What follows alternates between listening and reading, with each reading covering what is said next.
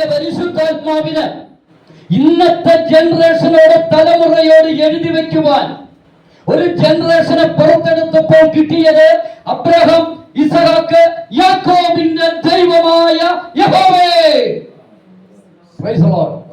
ഈ ഒരു പദമാണ് ആർക്ക് കിട്ടിയത്? പരിശുദ്ധാത്മാവിന് ഈ തലമുറയിൽ രേഖപ്പെടുത്തി വയ്ക്കുവാൻ കിട്ടുന്നത്. മനസ്സിലാവുന്നുണ്ടോ? അപ്പൊ അത് നമ്മൾ തിരിച്ചറിഞ്ഞാലേ ഇതൊരു മടുപ്പുളവാക്കുന്ന പദ്ധതി അല്ല എന്ന് നമുക്ക് തിരിച്ചറിയാനായിട്ട് സാധിക്കുകയുള്ളൂ. ഇത് മടുപ്പുളവാക്കില്ല. ഇത് ഓരോ കാലഘട്ടത്തിന്റെ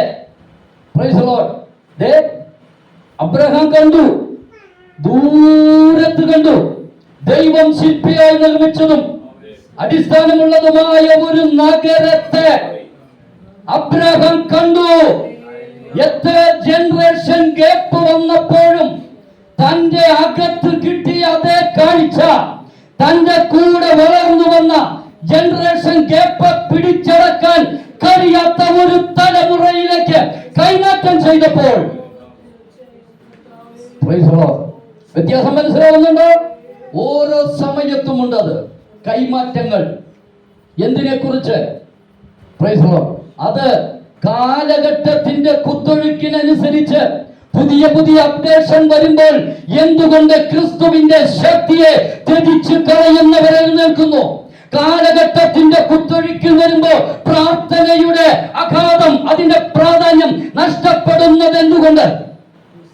കാലഘട്ടത്തിന്റെ കുത്തൊഴുക്കിൽ പുതിയ തലമുറ എന്തുകൊണ്ട് ദൈവസന്നിധിയില് മുതൽക്കൂട്ടായി മാറുന്നില്ല? ഇതിന് ഉത്തരം കണ്ടെത്തണം. ഇത് നമ്മൾ തലമുറയ്ക്ക് കൊടുത്തില്ലെങ്കിൽ തലമുറ പറയും അപ്പനും അമ്മയും ജീവിച്ച കാലഘട്ടമല്ല ഞങ്ങളുടെ കാലഘട്ടമെന്ന്. ഞാൻ പറയട്ടെ, ഈ തലമുറയിലെ ഈ ജനറേഷന്റെ തൊട്ടടുത്ത് നിൽക്കുന്നവരാരും കാണുന്നില്ല. സ്തോത്രം. ഈ ജനറേഷൻ ഇതാണോ ഏറ്റവും ശ്രേഷ്ഠത? അതോ ഇപ്പൊ ഇത് പ്രായം കൂടി ഇത് നേരിക്കണം അപ്പച്ചൻ പാസ്റ്റർമാര് കൂടിയിരിക്കുന്നത്? ഏത് കാലഘട്ടത്തിലൂടെ പോകുന്നവരാ ഭാഗ്യവന്മാര്? ഈ ജനറേഷനാണ് ഏറ്റവും വളരെ ടെക്നോളജി ഉയർന്ന് നമുക്ക് ചിന്തിക്കാൻ പോലും കഴിയാത്ത ഒരു അന്തരീക്ഷത്തിലൂടെ വളരുന്ന ജനറേഷൻ. അതിന്റെ ടെക്നോളജി അതാണോ ഏറ്റവും മെച്ചമായത്? അതോ കാളവണ്ടി യുഗം എന്ന് വേണമെങ്കിൽ പറയാമെന്ന് എനിക്ക് തോന്നുന്നു, അല്ലേ? സ്തോത്രം. ആ കാളവണ്ടി യുഗത്തിൽ നിന്ന് ഈ പുതിയ വിരൽത്തുമ്പിലെ ടെക്നോളജി വരെ തരണം ചെയ്യുന്ന ഒരു തലമുറ നിരന്നിരിക്കുന്നത് ഏതാണ് നല്ലത്? ആർക്കാ തിരിച്ചറിവ് കൂടുതല്? എവിടെയാ? കാളവണ്ടി യുഗത്തിലൂടെ നടന്ന് ഇന്നത്തെ വിരൽത്തുമ്പിലെ ടെക്നോളജിയിൽ എത്തി നിൽക്കുന്ന ഒരു തലമുറ നമ്മുടെ മുമ്പിൽ ഇരിക്കെ നമ്മൾ ഈ ഇന്നത്തെ ഈ സാത്താന്റെ വഞ്ചനയിൽ കുടുങ്ങി മക്കള് പറയുന്നത് ശരി എന്ന് പറഞ്ഞുകൊണ്ട് നമ്മൾ അവർക്ക് വഴിമാറി കൊടുക്കുമ്പോൾ പ്രിയ കൂടപ്പുറപ്പെ ഞാനും നിങ്ങൾ കരയേണ്ടി വരും. കാരണം ഈ തിരുവെഴുത്ത് മാറ്റമില്ലാതെ ഏത് കാലഘട്ടം മുതൽ കരങ്ങളിൽ ഏന്തുവാൻ, പ്രാർത്ഥിക്കുവാൻ, ജീവനുള്ള ദൈവവുമായിട്ട് ബന്ധപ്പെട്ട് നിന്റെ ജീവിതത്തിന്റെ ഒറ്റപ്പെട്ട നാളുകളിൽ, മേഖലകളിൽ, തകർന്ന നാളുകളിൽ നിന്നെ എഴുന്നേൽപ്പിച്ച് കരം പിടിച്ചു നടത്തിയ ആ ടെക്നോളജിയെ നീ വഴിമാറ്റി തലമുറയ്ക്ക് കൊടുക്കുമ്പോൾ നമ്മൾ കരയും. നമ്മൾ കരയേണ്ടി വരും പ്രിയമുള്ളവരെ. എന്താ കാരണം? ഈ തലമുറയ്ക്ക് അറിയില്ല ഈ ക്രിസ്തു ആരാണെന്ന്. ഇന്നത്തെ ടെക്നോളജിക്ക് അറിയില്ല. ഇനിയിപ്പോ അനുസരിക്കാൻ പോകുന്ന നമുക്ക് പ്രാർത്ഥനയും കൂടെ ഉണ്ട് ഇതിനിടയിൽ. സ്തോത്രം. അപ്പോ പ്രാർത്ഥിച്ചു വേണം നമുക്ക് ഈ കാര്യങ്ങൾ. അപ്പോൾ ഓരോ സെക്ഷൻ ഇങ്ങനെ വചനത്തിലൂടെ പറഞ്ഞു തരുമ്പോൾ നമ്മൾ അത് പ്രാർത്ഥിക്കണം. എപ്പോൾ വചനം കേൾക്കുന്നോ അത് സമർപ്പിച്ച് പ്രാർത്ഥിക്കുന്നുവോ അത് നമ്മുടെ തലമുറയ്ക്ക്, കുടുംബത്തിന്, വ്യക്തികൾക്ക് വിടുതലാണ്. അപ്പൊ തന്നെ നമ്മൾ പ്രാർത്ഥിക്കും. ഇപ്പൊ നമ്മള് ഈ തലമുറയില് നമ്മളൊക്കെ വളരെ വിഷമിച്ചിരിക്കുന്ന ഒരു ലക്ഷ്യബോധം നഷ്ടപ്പെട്ടവരെ പോലെ ഏതോ ഞങ്ങളുടെ ഇല്ലായ്മയുടെ കാലത്ത് ഞങ്ങൾ നടത്തിയ ദൈവത്തിന്റെ ആ പഴയ കഥ പറഞ്ഞ് അതിന്റെ ഓർമ്മകളിൽ സഞ്ചരിക്കുന്നവരെ ഇന്നത്തെ ഈ ഇരിക്കുന്ന ആത്മീയ സമൂഹം. അതുകൊണ്ട് ഇതിനകത്ത് ഒരു തലമുറയ്ക്ക് ജന്മം കൊടുക്കാൻ നമ്മൾക്ക് കഴിയാതെ പോകുന്നത്. എങ്ങനെ? നമ്മളുടെ ഇല്ലായ്മയുടെ കാലങ്ങളിൽ നമ്മളെ അത്ഭുതകരമായി വഴി നടത്തിയ കഥകളാണ് ഇന്നത്തെ തലമുറയ്ക്ക് നമ്മൾ കൈമാറ്റം ചെയ്യുന്നത്. അതല്ലാതെ ക്രിസ്തുവിനെ അല്ല. അതുകൊണ്ട് ഒരു തലമുറയ്ക്ക് അടുത്ത ഒരു തലമുറയ്ക്ക് ജന്മം കൊടുക്കാൻ നമ്മൾക്ക് കഴിയാതെ പോയിരിക്കുന്നു. ഇവിടെ നമ്മൾ ചില ഉത്തരവാദിത്വങ്ങൾ ഏറ്റെടുക്കണം. ആ പ്രാർത്ഥനയ്ക്ക് തൊട്ടു മുമ്പ് ഒരു വേദഭാഗം നമുക്ക് വായിക്കാം. യോശുവ എഴുതിയ പുസ്തകം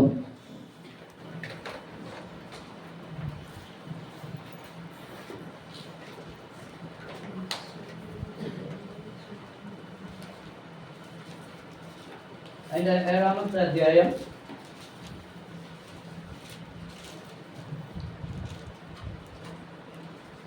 അഞ്ചാമത്തെ അധ്യായം കേട്ടോ. 5-ാം അധ്യായത്തിന്റെ 5-ാമത്തെ വാക്യം മുതൽ ഒന്ന് വായിച്ചു.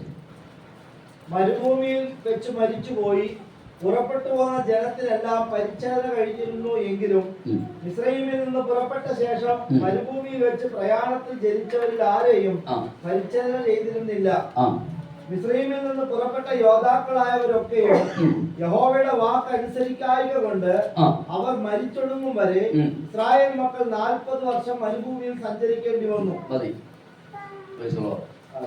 ശ്രദ്ധയിലും പെട്ടിട്ടുണ്ടാവും എന്ന് ഞാൻ വിചാരിക്കുന്നു. ഈ ഇരിക്കുന്ന നിൽക്കുന്ന ഞാൻ ഉൾപ്പെടെയുള്ളവരുടെ ഒരു ഉത്തരവാദിത്വം ഈ വാക്യത്തോടനുബന്ധിച്ച് ഉണ്ടോ ഇല്ലയോ എന്നുള്ളത് ഒന്നുകൂടെ പരിശോധിക്കണം. ഇനി ഒരിക്കൽ കൂടെ വായിക്കാൻ വരട്ടെ. ഈ സംഭവം ഇത്രയുള്ളൂ, അതിന്റെ പശ്ചാത്തലം ഇത്രയേ ഉള്ളൂ. ഇസ്രായേൽ ജനം ഏറെക്കുറെ ഇറങ്ങിത്തിരിച്ച നാളുകളിലെ ആ ഓർമ്മകളും അനുഭവങ്ങളും ദൈവത്തിന്റെ അനുഗ്രഹം ഒന്നും നഷ്ടപ്പെടുത്താതെ അവർക്ക് ചോദിച്ചത് കൊടുത്ത് ദൈവം അവരെ അത്ഭുതകരമായിട്ട് ഇറങ്ങിത്തിരിച്ച ഒരു തലമുറനെ മുഴുവൻ ദൈവം അനുഗ്രഹിച്ചു.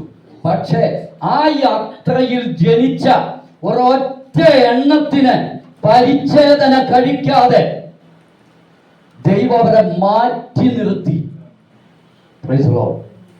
നമ്മുടെ ഉത്തരവാദിത്വത്തിലേക്ക് വരണോ വേണ്ടി ഒന്ന് ചിന്തിക്കണം. ഇനി ആ മാറ്റി നിർത്തിയപ്പോ എന്ത് കാരണം കൊണ്ടാണ് അടുത്ത ഒരു തലമുറയെ എഴുന്നേൽപ്പിക്കുവാൻ ഇത്ര വർഷങ്ങൾ ദൈവം ഇവരെ മരുഭൂമിയുടെ അവസ്ഥയിലൂടെ നടത്തി എന്നുള്ളത് അവിടെ വായിച്ചു. പുറപ്പെട്ടു പോകുന്ന ജനത്തിനെല്ലാം പരിച്ഛേദന കഴിഞ്ഞിരുന്നു എങ്കിലും അവര് പരിച്ഛേദന കഴിച്ചവരായിരുന്നു, യോദ്ധാക്കളായിരുന്നു. മിസ്രയീമിൽ നിന്ന് പുറപ്പെട്ട ശേഷം മരുഭൂമിയിലെ പ്രയാണത്തിൽ ജനിച്ച എന്ന് പറഞ്ഞ ദൈവസഭകളിൽ വിളിച്ച് വേർതിരിച്ച് ദേശത്തൊരു കൂട്ടമായി എഴുന്നേൽപ്പിച്ചിട്ട് അവര് പ്രാർത്ഥിച്ചതും ചോദിച്ചതും അവർക്ക് ആവശ്യമുള്ളത് അവര് ഉപവസിച്ചു. കുഞ്ഞുങ്ങൾക്ക് വിദ്യാഭ്യാസം കിട്ടി, അവരെ പ്രാർത്ഥിച്ചു, അവർക്ക് ജോലി കിട്ടി, അവര് ഉപവസിച്ചു, വീണ്ടും പ്രാർത്ഥിച്ചു. അവരുടെ ദുരന്തങ്ങളിൽ നിന്ന് ദൈവം അവരെ വിടുവിച്ചു. അത്ഭുതകരമായി ദൈവം അവരെ വഴി നടത്തി. പക്ഷേ ഒരു തലമുറയ്ക്ക് വേണ്ടിയിട്ട് അവര് ഒന്നും ചെയ്തില്ല. ഇപ്പോ മനസ്സിലാവും. വായിച്ചേ. ആ ജനിച്ചവരാരെയും പരിച്ഛേദന ചെയ്തില്ല. പരിച്ഛേദന അടയാളം എന്ന് പറഞ്ഞ വേർതിരിച്ചില്ല, ജനത്തിനു വേണ്ടി വേർതിരിച്ചില്ല. കാരണം ഇവിടെ നമുക്ക് വലിയ ഉത്തരവാദിത്തം ചെയ്യാനുണ്ടോ ഉണ്ടെങ്കിൽ നമുക്ക് പ്രാർത്ഥിക്കാം. ദൈവം നമ്മളോട് ക്ഷമിക്കും, ദൈവം കരുണ കാണിക്കും. വായിച്ചേ. മിസ്രൈമിൽ നിന്ന് പുറപ്പെട്ട യോദ്ധാക്കളൊക്കെയും യഹോവയുടെ വാക്ക് അനുസരിക്കായ്ക കൊണ്ട് സ്തോത്രം. എത്ര കഠിന വാക്ക ഉപയോഗിച്ചേക്കണല്ലേ, മരിച്ച്. നല്ല ഒരു വാക്കാണോ അത്? നമ്മളൊക്കെ മരിച്ചുപോയി എന്നാ പറയാ അല്ലേ? തിരുവെഴുത്തിൽ ഇത്ര കഠിനമായിട്ട് വാക്ക് പദം ഉപയോഗിക്കണമെങ്കിൽ ആ മരണമൊക്കെ നല്ല മരണമായിരുന്നോ? ദൈവത്തിന് പ്രസാദമുള്ള മരണമായിരുന്നോ? Praise the Lord. എന്താ വാക്കന മരിച്ചു ഒടുങ്ങും വരെ, അതായത് അവസാനത്തെ വ്യക്തി വരെ മരിച്ചൊടുങ്ങുന്നത് വരെ ദൈവം എന്ത് ചെയ്തില്ല. ഇസ്രായേൽ മക്കൾ 40 വർഷം മരുഭൂമിയിൽ സഞ്ചരിക്കേണ്ടി വന്നു. തരുമെന്ന് യഹോവ മതി. ആ തലമുറ മുഴുവൻ മരുഭൂമിയിൽ മരിച്ചൊടുങ്ങും വരെ 40 വർഷം ദൈവം എന്തിനാ ഈ 40 സ്തോത്രം അവരെ നടത്തിയത്? ദൈവത്തിന്റെ വിശ്വസ്തതയും വാഗ്ദത്തങ്ങളും. നീ തെറ്റ് ചെയ്താൽ, പാപം ചെയ്താൽ നിനക്ക് തടയില്ല എന്നുള്ളതിന്റെ തെളിവാത്. പക്ഷെ അവസാനത്തെ നിന്റെ മരണം, ഹല്ലേലൂയ സ്തോത്രം, നമ്മളുടെ ഈ തലമുറ അവസാനിക്കാൻ നോക്കി നിൽക്കരുത്. അടുത്ത ഒരു തലമുറ എഴുന്നേറ്റ് വരാൻ. Praise the lord. അതൊരു ശുഭമായ വാക്കല്ല. Praise the lord. നമ്മൾ തിരിച്ചറിയുക, ദൈവത്തിന് തൻ്റെ പദ്ധതി എക്കാലഘട്ടത്തിലും ദൈവം നടത്തിയിരിക്കും. അതിൽ ഒരു ഡൗട്ടും വേണ്ട. നമ്മൾ ചെയ്തില്ലെങ്കിലും ദൈവം തൻ്റെ പദ്ധതി നിറവേറ്റിയിരിക്കും. അപ്പോൾ ആ രീതിയിൽ നമ്മൾ ചിന്തിക്കുമ്പോൾ, പ്രിയമുള്ളവരെ, നമ്മളിന്ന് നിലവിളിക്കുകയാ. എന്താ കാരണം? നമ്മളല്ല, ആഗോളമായ സഭ, മലങ്കര സഭ, ആഗോളമായ സഭ ഒരു തലമുറ രംഗപ്രവേശനം ചെയ്യുന്നത് കാണുന്നില്ല. അനുവദിക്കരുത്. എന്തിന്? ഞാൻ മരിച്ചൊടുങ്ങിയിട്ട് വേണം എൻ്റെ കുഞ്ഞിനെ പൊക്കിയെടുക്കാനെന്നുള്ള ആ വ്യവസ്ഥിതി എൻ്റെ ജീവിതത്തിൽ നിറവേറരുത്. സ്തോത്രം. ഈ ഇരിക്കുന്ന വ്യക്തികളോട് ഞാൻ ഉൾപ്പെടെ പറയട്ടെ, പ്രിയമുള്ളവരെ, 3 മക്കൾ എനിക്കുണ്ട്. പ്രൈസലോ, ഞാൻ പറയട്ടെ, ഒരു തീരുമാനം നമുക്ക് ഇന്നിവിടെ എടുക്കാൻ കഴിഞ്ഞാൽ, പ്രൈസലോ, ഒറ്റ തീരുമാനം, ദൈവമേ, എൻ്റെ ഉദരത്തിൽ ജനിച്ച ഒറ്റെണ്ണത്തിന് ദുഷ്ടൻ തൊടാൻ ഞാൻ അനുവദിക്കില്ലെന്ന് നിങ്ങൾക്ക് സഹോദരിമാർക്ക്, പിതാക്കന്മാർക്കൊരു തീരുമാനമെടുക്കാൻ കഴിയുമോ? Praise Lord. ഞാൻ രക്ഷിക്കപ്പെട്ടവനാ, ഞാൻ ക്രിസ്തുവിനെ അറിഞ്ഞവനാ, ഞാൻ ക്രിസ്തുവിനെ ഏറ്റെടുത്തവനാ. ദൈവമേ, എന്റെ ഉദരത്തിലൂടെ പുറപ്പെട്ട ഒന്നിനെ പോലും ദുഷ്ടൻ അപഹരിക്കുവാൻ ഞാൻ ഇനി അനുവദിക്കില്ല. ഏറ്റെടുക്കാൻ കഴിയുമോ? Praise Lord. അല്ലെങ്കിൽ ദൈവം കാത്തിരിക്കും. എന്തിനു വേണ്ടി? ഈ തലമുറയിലെ കാരണം ഇവരുടെ മത്സരവും ഇവരുടെ സംസാരവും ഇവരുടെ പ്രാർത്ഥനയും ഇവരുടെ ജീവിതവും കണ്ട് ഒരു തലമുറ അവരെ ഫോളോ ചെയ്യാൻ ദൈവം ആഗ്രഹിക്കുന്നില്ല. മാനസാന്തരപ്പെട്ട് മടങ്ങി വന്ന് ദൈവത്തിൽ സമർപ്പിച്ച ഒരു തലമുറയുണ്ടോ? അവരുടെ തലമുറയെ ദൈവം അനുഗ്രഹിക്കും, ദൈവം മാനിക്കും. പ്രിയമുള്ളവരെ, പ്രൈസ് ദി ലോർഡ്. നമ്മൾക്കത് ഒരു തീരുമാനമാണ്. ഞാനിത് വെറുതെ പറയുന്നല്ല കേട്ടോ. Price the Lord. ഇത് തെളിവില്ലാതെ പറയുന്ന കാര്യമല്ല. ഒരു വർഷമായിട്ട് ഒരമ്മച്ചിയുടെ മോന് വേണ്ടി പ്രാർത്ഥിച്ചുകൊണ്ടിരിക്കുക. കുടുംബം മൊത്തം തകർന്നു പോയതാ. മോൻ അതിലും കൂടുതൽ തകർന്ന അവസാനം കൂത്താട്ടോളം ബസ് സ്റ്റാൻഡില് അഭയം തേടി അവിടെ കിടന്ന മാർക്കറ്റിൽ രാത്രി കിടന്ന് കഴിച്ചുകൂട്ടി ഒടുവില് ഡീഅഡിക്ഷൻ സെന്ററിൽ കൊണ്ടുവന്നാക്കി. ആ മനുഷ്യനെന്ന് സുബോധത്തോടു കൂടെ തൻ്റെ സ്വന്തം വീട്ടില്, അമ്മ മാത്രമേ ഉള്ളൂ, വീട്ടിൽ താമസിക്കുന്നു. ഈ അമ്മ ചർച്ചിൽ വരാൻ തുടങ്ങിയിട്ട് വർഷങ്ങളായി. ഈ അമ്മ ഏറ്റെടുത്ത സംഭവമാണ്. പറഞ്ഞു കൊടുത്തു, ദൈവമേ, ഞാൻ ജീവിച്ചിരിക്കുമ്പോൾ എൻ്റെ തലമുറ എൻ്റെ ഉദരത്തിൽ പിറന്നതിനെ ദുഷ്ടൻ അപഹരിക്കുവാൻ ഇനി ഞാൻ അനുവദിക്കില്ല. ഇതൊരു പ്രാർത്ഥന വിഷയമായി സഹോദരിമാർക്ക് ഇട്ടുകൊടുത്തു. Price the Lord. എത്ര കുഞ്ഞുങ്ങൾ ഇപ്പോൾ ഈ പ്രായത്തിലുള്ള കുഞ്ഞുങ്ങൾ പോലും കൂടെ രക്ഷിക്കപ്പെട്ടവരല്ല, പുറത്തുള്ളവരുടെ. സ്തോത്രം. വർഷങ്ങളായി സഭയിൽ വരുന്ന ഈ അമ്മച്ചിയുടെ മകൻ ഇപ്പോൾ ആരാധനയ്ക്ക് വരുന്നു. അവൻ്റെ ശരിക്കും സുബോധം വന്നു. എന്ത് അതെ, ഉച്ചയ്ക്ക് നമ്മളൊരു സാക്ഷ്യം കേട്ടില്ലേ, ഇതായിരിക്കണം ജോസഫ് സഭയുടെ. അതുപോലെ സുബോധം വന്ന ഒരു മനുഷ്യനായിട്ട് ഇപ്പൊ മാറി. ഒരിക്കലും സാധിക്കില്ല. എത്ര വർഷങ്ങളായി അപ്പനും അമ്മയും രക്ഷിക്കപ്പെട്ട് നാളുകളായി സഭയിൽ വരുന്നു. ആ മകൻ, അപ്പൻ മരിച്ചു. അപ്പന്റെ കാലഘട്ടത്തിൽ ഈ മകന്റെ മാനസാന്തരം കാണാൻ കഴിഞ്ഞില്ല. വിവാഹം കഴിച്ചു, തകർന്നുപോയി, കുഞ്ഞുങ്ങൾ അവരുടെ വഴിക്ക് പോയി. ഇതെല്ലാം കഴിഞ്ഞു. ഈ മനുഷ്യൻ ആകെ ഒറ്റപ്പെട്ട് നിരാശയിലേക്ക് മാറിയപ്പോ ഈ മാതാവിന് പറഞ്ഞു കൊടുത്തു, ദൈവത്തോട് പറ, എന്റെ ഉദരത്തിൽ ഞാൻ വിശ്വസിക്കുന്ന ദൈവം അത് സത്യമാണെന്ന്. ഞാൻ ഇത്ര വർഷങ്ങൾ മുന്നോട്ട് പോയി എങ്കിൽ ആ ദൈവത്തോട് പറയണം, എന്റെ ഉദരത്തിൽ പിറന്ന എന്റെ കുഞ്ഞിനെ നീ മടക്കി തന്നെ പറ്റൂ. ഇത് ഏറ്റെടുക്കാൻ മനസ്സുണ്ടെങ്കിൽ തലമുറ നമ്മൾ ജീവിച്ചിരിക്കുമ്പോ ക്രിസ്തുവിന്റെ രാജ്യത്തിൽ നിലനിൽക്കുന്നത് നമ്മളുടെ കണ്ണുകൊണ്ട് കാണാൻ കഴിയണം. ഇതാ ദൈവം തരുന്ന അനുഗ്രഹം. അല്ലാതെ ഞാൻ മരിച്ച് ഒടുങ്ങം വരെ ദൈവം എന്റെ തലമുറയ്ക്ക് വേണ്ടി കാത്തിരിക്കുന്നത് ഏൽപ്പിച്ചു കൊടുക്കാൻ കഴിയുമോ? ദൈവദാസന്മാരെ, ദൈവമക്കളെ, ഞാൻ പറയട്ടെ, ഇത് നമ്മൾ ഏറ്റെടുക്ക്. ദൈവത്തിന്റെ വചനമാണിത്. ഏറ്റെടുക്ക്. മറുപടി ദൈവം തരും. നമുക്കൊന്ന് പ്രാർത്ഥിക്കാം ദൈവസന്നദ്ധിയിൽ. ഒന്ന് എഴുന്നേറ്റ് നിൽക്കാൻ കഴിയുമോ? ഈ സഭയോടുള്ള ബന്ധത്തിൽ പുറത്തുനിന്ന് വന്ന ആരെങ്കിലും ഉണ്ടെങ്കിൽ അവരും മറ്റുള്ള വ്യക്തികളും, ദൈവമേ, എത്ര തലമുറകൾ ഇപ്പൊ നമ്മളുടെ കണ്ണിന് മുമ്പാകെ മനസ്സിലൂടെ ഓടിക്കൊണ്ടിരിക്കും. ഒരുപക്ഷെ വിദേശത്താകാം, ഒരുപക്ഷെ സ്വദേശത്താകാം, എവിടെയുമായിരിക്കട്ടെ, അവരെവിടെയുമായിരിക്കട്ടെ. അവരൊരു പക്ഷേ കള്ളുഷാപ്പിലായിരിക്കാം, അല്ലെങ്കിൽ അവര് തോന്നുന്ന വഴിയിലൂടെ ആയിരിക്കാം. പക്ഷേ അതിന് ജന്മം നൽകിയത് ഞാനാണോ? ഞാൻ രക്ഷിക്കപ്പെട്ടവനാ, ഞാൻ യേശുവിനെ അറിഞ്ഞവനാ.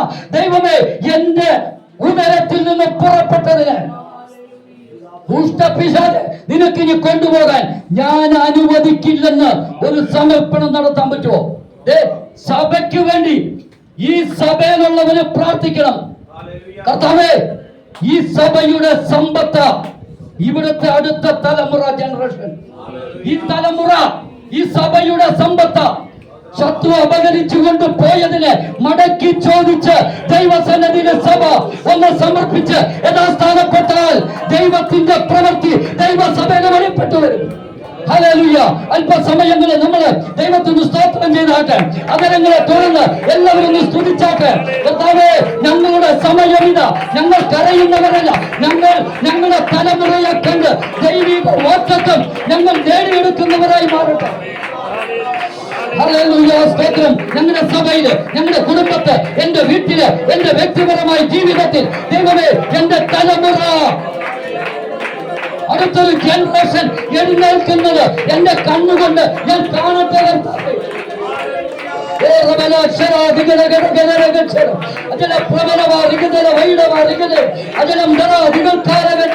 ദൈവമേ, ശത്രു കെട്ടിവെച്ചിരിക്കുന്ന അന്ധകാര മണ്ഡലത്തിലൂടെ ദൈവമേ തലമുറകളെ തടയുന്ന ഇരുട്ടിന്റെ ആധിപത്യങ്ങൾ യേശുവിന്റെ അധികാരമുള്ള നാമത്തിൽ ദൈവമേ സ്തോത്രം. ഈ സഭയോടുള്ള ബന്ധത്തിൽ വഴി മാറുവാൻ കൽപ്പിക്കുന്നു. ഇത് ദൈവത്തിന്റെ സമയമാണ്. കർത്താവേ സ്തോത്രം. ഒരു ഉയർത്തെഴുന്നേൽപ്പിന്റെ നാളുകളാക്കി ജീവന്റെ അനുഭവത്തിലൂടെ ദൈവസഭ നയിക്കപ്പെടണം. യേശുവിന്റെ നാമത്തിൽ അത് സംഭവിക്കട്ടെ. ചിലതിനെ മടക്കിക്കൊണ്ടുവരും. ചില നന്മകൾ തലമുറകൾ സഭയുടെ സമ്പത്താൽ മടങ്ങി വരുവാനിടയാകട്ടെ. യേശുവിന്റെ നാമത്തിൽ ദുഷ്ടൻ അപകരിച്ചുകൊണ്ട് പോയതിന് ഞങ്ങൾ മടക്കി ചോദിക്കുകയാണ്. യേശുവിന്റെ നാമത്തിൽ സംഭവിക്കട്ടെ. യേശുവിന്റെ നാമത്തിൽ സംഭവിക്കട്ടെ. തലമുറകൾ എഴുന്നേൽക്കട്ടെ. അടുത്തൊരു ജനറേഷൻ എഴുന്നേൽക്കട്ടെ. കർത്താവേ, അതിനുവേണ്ടി എന്റെ കുറവുകൾ, എന്റെ വീഴ്ചകൾ, എന്റെ അവിശ്വാസം യേശുവിന്റെ നാമത്തിൽ എന്നോട് ക്ഷമിച്ച് തലമുറയ്ക്ക് വേണ്ടി കർത്താവേ ഞാൻ നിലകൊള്ളട്ടെ. യേശുവിന്റെ നാമത്തിൽ അത് സംഭവിക്കും. അവിടുത്തെ വാഗ്ദത്തമാ ഈ സഭയോടുള്ള ബന്ധത്തിൽ രക്തത്താൽ വചനത്താൽ ജലമെടുക്കുന്ന കർത്താവേ, അജലം അജലം ലഭിച്ചരാതര് കൗരവ റിവന പ്രൗഢം ധരാവിനക്കാരത് അതര പ്രവണത റിഗതര്. ഹല്ലേലൂയ. സ്തോത്രം കർത്താവേ. ഞങ്ങളുടെ തലമുറകൾ ആത്മ നിറവിൽ മാറട്ടെ. ഞങ്ങളുടെ തലമുറകൾ ക്രിസ്തുവിനാൽ പിടിക്കപ്പെടട്ടെ. ഞങ്ങളുടെ തലമുറകൾ ദൈവമേ ഞങ്ങൾ കാണട്ടെ. എന്റെ കണ്ണുകൊണ്ട് കാണട്ടെ. ഹല്ലേലൂയ. സ്തോത്രം. രക്തത്താലും വചനത്താലും ജയമെടുക്കുന്ന കർത്താവ് ഈ സഭയ്ക്ക് ദൈവമേ തടഞ്ഞു വെച്ചിരിക്കുന്ന ദൈവമേ ആത്മാക്കളെ കർത്താവേ സ്തോത്രം. യേശുവിന്റെ അധികാരമുള്ള നാമത്തില് കാൽവരിയില് രക്തത്തിന്റെ വിടുതല് ഈ സഭയില് ഈ കുടുംബങ്ങളിൽ വെളിപ്പെട്ടു വരുന്ന സാന്നിധ്യമായി മാറട്ടെ. വിശ്വാസം വർദ്ധിപ്പിക്കുന്ന കർത്താവ് യേശുവിന്റെ അധികാരമുള്ള നാമത്തിൽ. ഹല്ലേലൂയ. സ്തോത്രം, സ്തോത്രം, സ്തോത്രം, സ്തോത്രം. സഭയ്ക്കായി നമുക്ക് പ്രാർത്ഥിക്കാം. ഹല്ലേലൂയ, സ്തോത്രം. ഈ സഭയിലെ